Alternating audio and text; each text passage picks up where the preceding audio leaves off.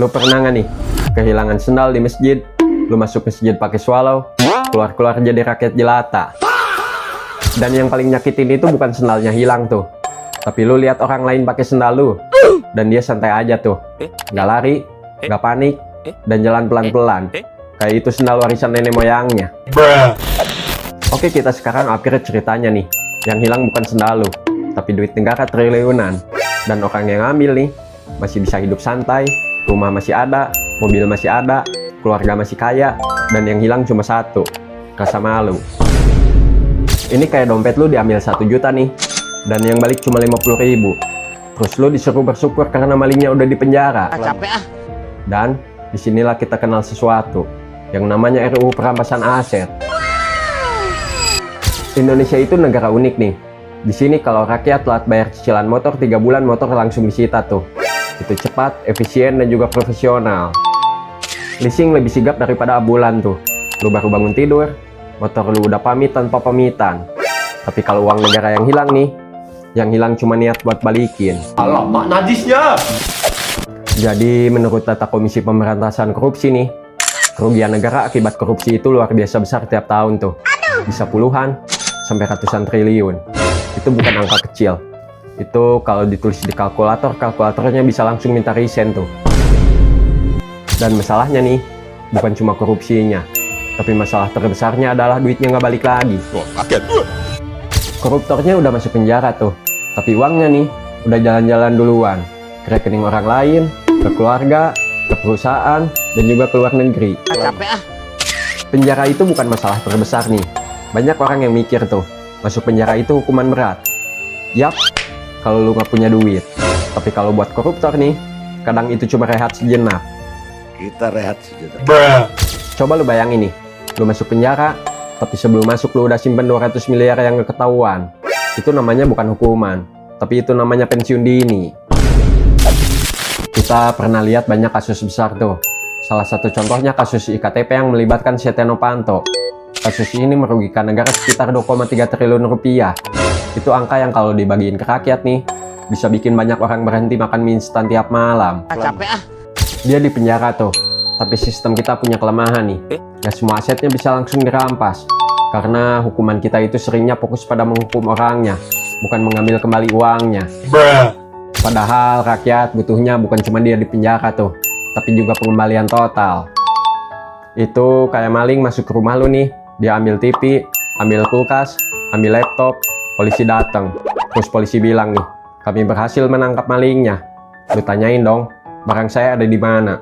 Terus polisi jawab, barangnya udah dijual.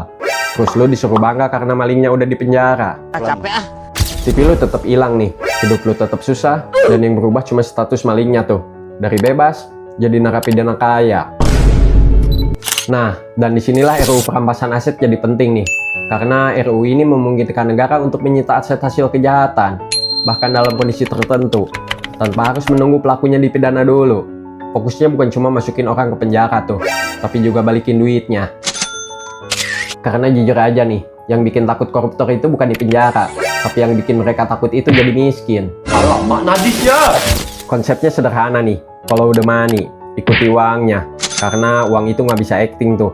Kalau ada PNS gaji 8 juta tiba-tiba punya rumah 30 miliar, itu namanya bukan kerja keras, tapi itu namanya kerja misterius.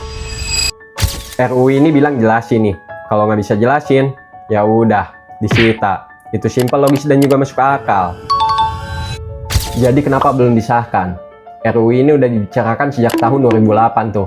2008 itu punya BlackBerry masih dianggap sukses. Dan sekarang nih, 2026, masih juga belum disahkan oleh DPR RI. Coba lu bayangin nih, 18 tahun. Itu namanya bukan pembahasan, tapi itu namanya hibernasi. Banyak tokoh yang udah bicara tentang masalah ini tuh.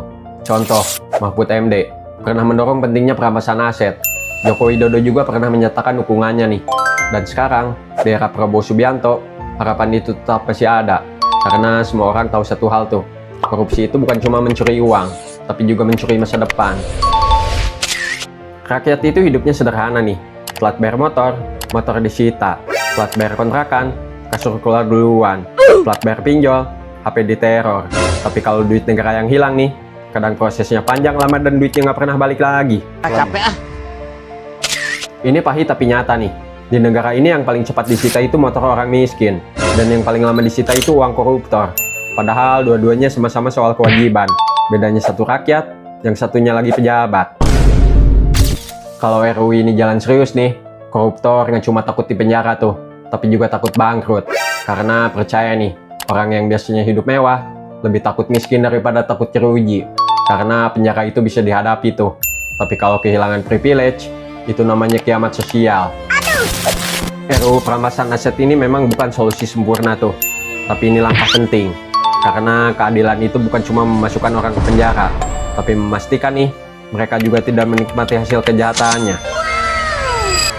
Kalau koruptor masih bisa menikmati hasil kejahatannya, itu namanya bukan hukuman tuh, tapi itu namanya cuti. Dan selama RUU ini masih belum disahkan nih, koruptor masih punya harapan tuh. Dan sekarang pertanyaannya bukan apakah RUU ini penting, tapi pertanyaannya nih, kenapa butuh 18 tahun untuk sesuatu yang jelas penting?